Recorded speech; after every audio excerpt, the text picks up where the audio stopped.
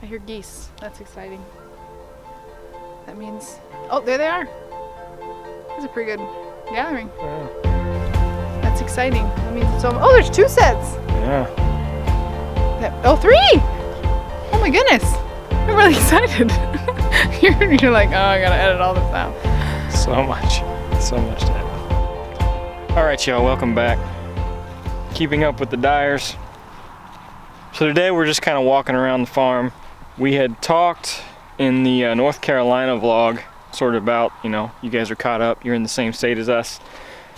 And I had said that we might get into a little bit of, like, when we first got here, how we came upon this place and that sort of thing. And then we'll get through that pretty quick and we'll talk about spring, because spring has sort of sprung, even though we are in upstate New York,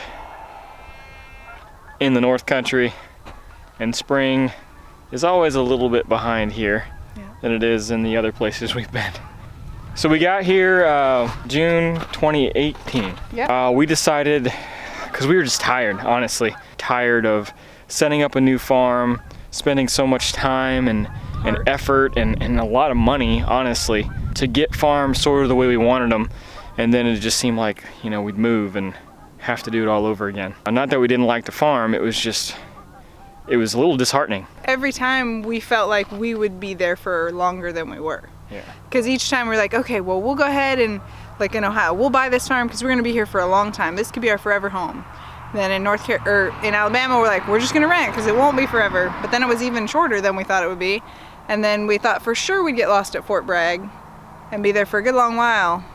Yeah. And we weren't. Yeah, so we got here and we decided, you know what, we're gonna go back to living on the military installation. So we got here to Fort Drum, decided we were gonna live on post, got a house. We lived there in all for 6 months. We were there for a few weeks and it became obvious to us that we just weren't made for that neighborhood living. And it's not that, we're better than anybody else. That wasn't the idea. We've become accustomed to talking loud when we were outside, and you wouldn't want to be our neighbor, I think is what he's saying. You definitely would not want to be our neighbor because, we let the kids go out and we were on 17 acres. So to holler across 10 to 12 acres to get them to come back for dinner or something like that, you had to talk really loud. So, we would go to the door and the kids would be, 3 houses down, and our instinct was to not go to them. The instinct was, guys, to beller it out. It was dinner time, and we just found ourselves. Nobody ever complained. That's not what I'm trying to say, but it was weird. It was weird to live, with a house right next door to you, and as a matter of fact, they were duplexes, so you actually shared a wall with at least one person. We met amazing people. Yeah, we met amazing people who we still fellowship with to this day. We started a Bible study with all of those people, which we continue to be a part of today as well. But we started looking again because we're like, this is not going to work. We started looking for a place. We looked at like maybe 3 places. The one we chose was the house that we bought here. For a multitude of reasons, kind of had, what do we want to do? What do we actually need in order to be able to do the thing that we want to do?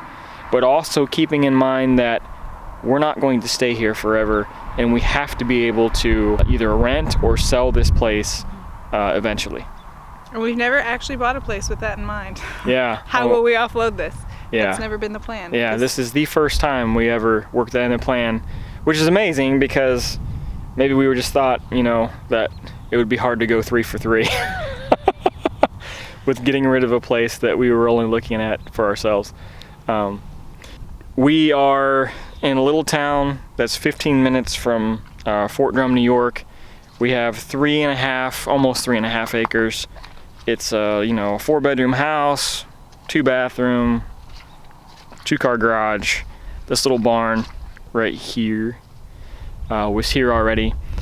It did not have a fence when we moved in. We moved in the middle of winter, so one of the first things we did was just try to stay warm and figure out this house the rest of the winter.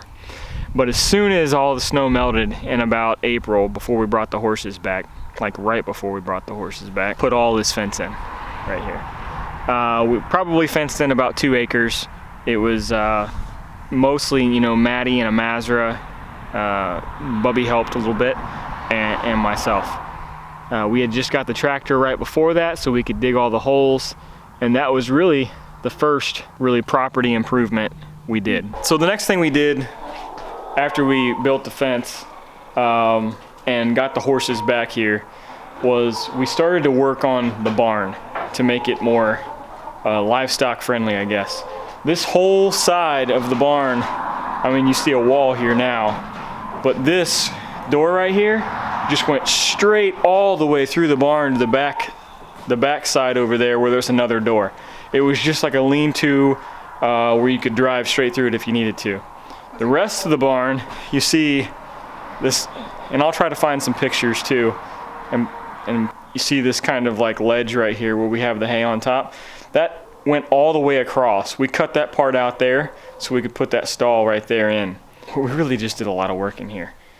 Bought these used stall fronts, nice rollers, put those in. Found the partitions separate at another barn, and I bought the raw lumber from a local sawmill. I bought a whole bunch of larch from, which is in the pine family, but it is also really rot resistant, so it's good for fences and barns and such. After we got that done, we had also ordered all this 1x larch from them, and we put in this feed room and tack room and made a version of what you see over here, but we changed this before we got the cow. It used to have that same slat board all the way up. Took that out, put that cattle panel on for the top, did the same thing over here, put the cattle panel on for the top right here because it was all the way up, and used those boards to then create, because this was just one big stall before, use those boards to create a partition so this could become another livestock stall here, and then the chicken stall over on the other side. And I know you guys have sort of already seen our barn before. We've done several vlogs in here, but that's just kind of a better I guess view and understanding of the sequence of events that happen to get us here. We mostly just use this stall here for sawdust, and the back stall we use for a summer run-in for them to get out of the rain and whatnot. This is actually probably the first thing I did when I got the tractor. Had a big load of stone delivered, and then we went to Tractor Supply Company and got that corrugated plastic piping. I believe it was the 12-inch is what I got. I put it down here because there's kind of like a ditch, and it doesn't stay doesn't hold water all the time. Really, this is the most water you ever see in it when the snow melts. But it kind of goes all the way through our backyard here. So I got that corrugated pipe, put it down, and then took 3/4-inch crusher run and filled it in on top of it. Which I can tell you right now, if I had to do it over again, I would take number 3 and I'd put number 3 down first on top of it, because this took a lot of crusher run and I was just not experienced with it at the time. But if you're going to do that, I would highly suggest you go with a number 3 stone first, because it's a lot larger and you'll get a lot more fill out of it. Put it down and then take your crusher run and put it on top, and you'll have yourself a nice I guess culvert to drive over if you need to do that. And the next thing we did, berry lane we call it. We have apple trees, pear trees, and 2 cherry bushes, I think you would call them, down this center. And then on this side, we have what would be more of a berry. Blackberries, blueberries, and then I think it's a ground cherry. A Nanking cherry. Nanking cherry, my bad. And then all down through here, this is the technical berry lane. I guess that's the pre-berry lane. But all down through here, on the far side of these logs, we have raspberry, blueberry, and more blackberry. these were kind of a neat find because our local extension agency does a sale in like this time of year in the early spring where you can get these 1-year-old canes for like $2 and $3 a piece, which is a phenomenal deal for berry bushes. And whenever people ask us like, we want to buy a homestead, we want to start a homestead, we want to start a little family farm, what's the first thing we should do? And my thing is always, before you even move in, you should be planting berry bushes, because for the cost of just one thing of blueberries at the grocery store, you could have a bush that by the time you live there 5 years, you'll never have to buy blueberries again. So anyway, that was one of the things that we were able to put in. And then another project we did was we had 9 widowmaker type pine trees right outside of Avery and I's bedroom, and they were dying, hence the widowmaker, and we had them cut down, and instead of having them take the lumber away, they just felled them for us. And then Avery and the kids and I, with the tractor and a whole lot of sweat equity, made this line here so we have a path to mow, and then the berries are planted on the other side. And Avery, in his wisdom, had us wrap each of them in a piece of PVC. They're labeled what they are so we know what to expect, and then we can come down through here and weed eat to make sure that the berries aren't overtaken by the local weeds and we forget what was even planted. And then we can check on them and make sure everything's growing well. So that was a genius idea he had that really has been working out. When we first moved here, this was nothing but brambles. You couldn't even walk this side of the fence. So just doing this totally changed the layout of this area, and it's been a real blessing. And then the garden. Our first year, we moved in December of 2018. Rosemary, our 5th child, was born in January of 2019, exactly 1 month after we moved into the house. Alright, so like I was saying, in 2019 we had Rose, and she was the best crop we grew that year. We didn't actually get anything planted in the ground. For our anniversary, Avery gave me a couple tomato plants that went on our front porch. And so that was really all we grew that year, was some tomatoes, but then the following spring, we were out here, maybe you saw on our Facebook page, Kaisik out here digging and carrying heavy stones and putting in a lot of sweat equity. You want to ride Chipper? We can ride Chipper when I'm done talking, okay? Kaisik and all the digging he was doing, using his superpower of loving to dig holes and putting it into good use, and everybody worked together, and we did half of the garden nicely dug, and then over here we did cardboard and mulch, and this bed that we two are sitting on, it's garlic right it is. now. This is garlic. I was talking about when we set it all up. And then over here we laid down cardboard and then put mulch where we wanted walking paths, and used the compost from the different animals that we have to make the planting areas. And so then in 2020 we did a lot of gardening and got a lot done. So that was probably our most recent outdoor improvement, was putting in the garden.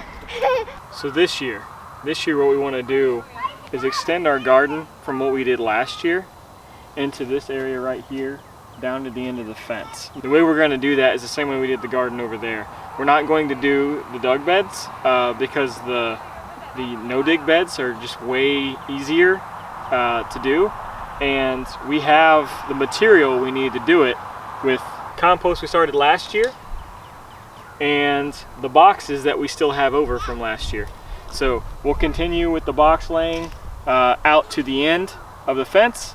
We'll put the compost over top of it, and then we have this giant pile of wood chips, or wood chips in the making, this giant pile of branches that came from the trees that we had fell, and then we're going to either rent or buy a chipper and get rid of those, and we'll use those chips for the aisleways, and we'll have the compost in our rows. That's one of our primary goals for this year, is to extend this garden and increase our productivity. So the other thing that we have in store for this year is this guy will be coming to full age in order to have him harvested. So he'll be heading to the butcher later this year to be good homegrown grass-fed beef for our family. We love him, we'll miss him, but we gave him an amazing life. We continue to give him an amazing life. He loves to lick us. He loves scratches. Don't you, buddy? And we'll make sure that he has a humane parting from this life. Other major goals for this year includes we're going to do a patio out here. Well, we plan to do a patio. We got a quote for a patio today. The blacktop has got to be redone. Our driveway was done in stages, and you can kind of tell.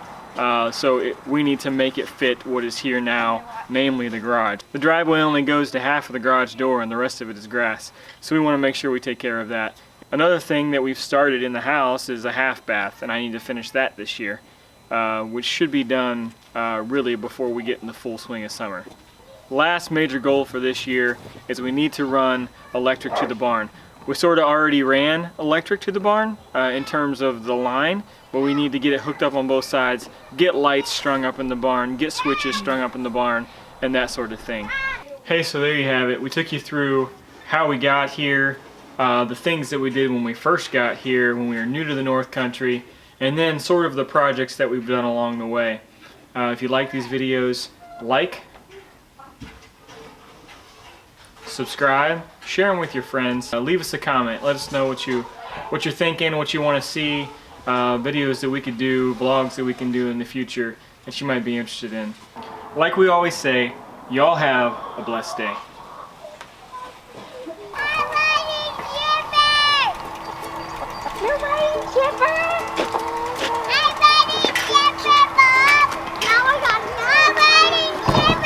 Are you riding Chipper? Yeah, I'm riding Chipper. Tell Chipper, thanks, buddy. Thanks, buddy.